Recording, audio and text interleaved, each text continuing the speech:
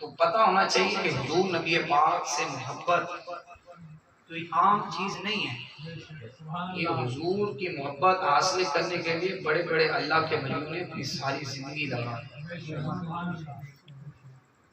اب اصل میں ہمارے دل میں محبت کیوں نہیں پیدا ہوتی؟ ہم جو ہے نا لوگوں کے دیوانے ہیں، ہم دنیا داروں کے دیوانے ہیں.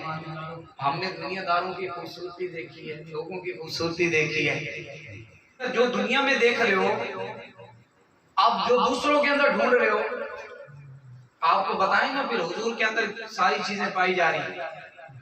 جو آپ لوگوں کو دیکھ کر لوگوں کی طرف توجہ کرتے ہیں، قربان